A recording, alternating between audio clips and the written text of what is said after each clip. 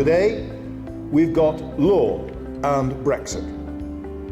And I think we're all in for an absolute feast, but one which is not merely a question of intellectual indulgence, but one that makes a real contribution to the necessary thinking of this community, north and south.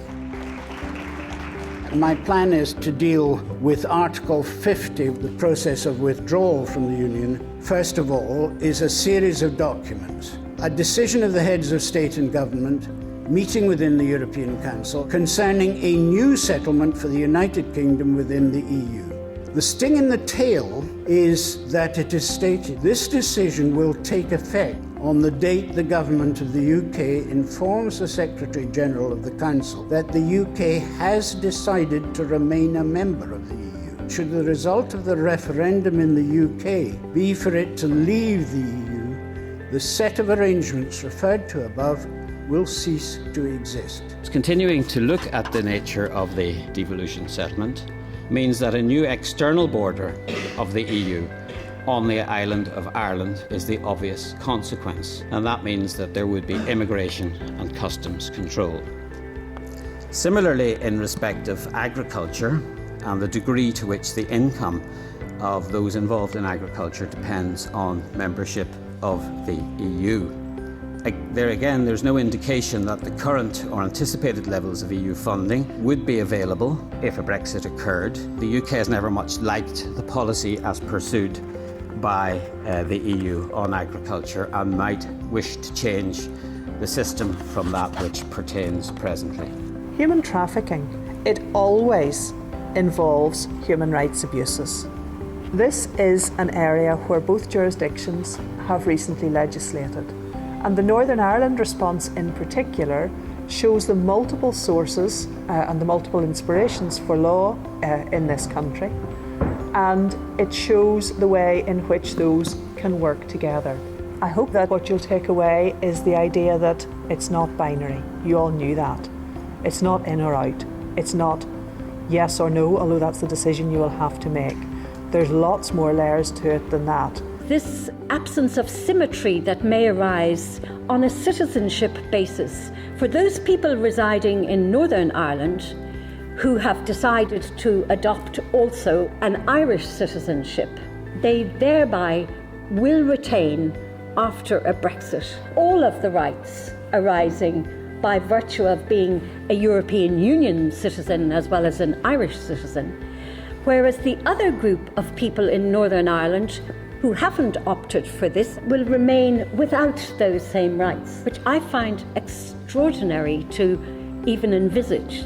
I think that not only would the protection of fundamental rights and liberties not be diminished by a United Kingdom withdrawal from the European Union, but I think there is a prospect that the protection of fundamental rights and freedoms would actually be enhanced by such a withdrawal. Opinion 213 shows how far the court will go to undo the product of an agreement between sovereign states to put in place better protection for their citizens against institutions of the EU. Opinion 213 shows something approaching contempt for the sovereign states of the EU and their citizens.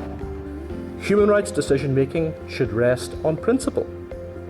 The structure of Luxembourg decision-making rests on undisclosed and undisclosable compromise. The common travel area between the United Kingdom and Ireland would have been brought to an end, and one of the objects of Brexit in the minds of those who advocate Brexit is that the United Kingdom should be able to control immigration into the UK much more strictly than it does at present. That unavoidably would mean some sort of immigration control along the frontier between Northern Ireland and the rest of Ireland. If the UK either withdraw from the European Convention altogether or would either modify or withdraw from the jurisdiction of the Court of Human Rights in Strasbourg, then it would be no longer possible either for citizens of Northern Ireland to appeal to the Court of Human Rights in Strasbourg if they wanted to. We started off a couple of years ago addressing questions of the uncompleted aspects of the peace process. and changes of attitudes that were necessary if we were going to have a long-standing peace with stability and reconciliation. We were delighted today to collaborate with the Irish Centre for European Law. I think collaborating with them was a great success. We had high-level speakers from not just across this island but right across Europe. We knew that there was going to be a referendum, but we were worried there wasn't going to be a serious public conversation about it.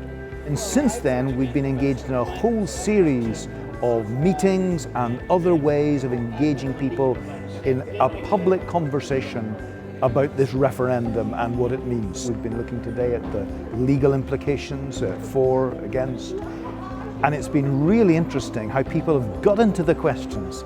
They've really, and from different perspectives, lawyers and business people and young people don't talk the same language, they don't engage in the same kind of way, but they've all taken it extremely seriously and sometimes more passionately than we thought perhaps they might. But it's been done in a good spirit, thoughtfully, and producing a lot of interesting material and some questions that maybe we hadn't thought of in the first place. It was a different event to the City Hall and the Students' Union in that it was probably a lot more heavy, but that's not necessarily a bad thing, because I think what today shows is that this debate is complex and there are some really intellectual academic arguments that we are going to have to explore. So we were really delighted to have some of the great legal minds across this island to wrestle with those today, and I think the audience really enjoyed hearing from that very informed perspective. And one of the things we keep hearing over and over is that people want to get proper information, to be properly informed. Well, today we tried to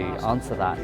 I think that today was more of the, rather than stimulating the debate, was more about informing the debate, and I think that's why we had a more lecture style. We're encouraged, and we hope we're a stimulus to others to get engaged. The time is not long, and we've a lot of thinking and talking to do.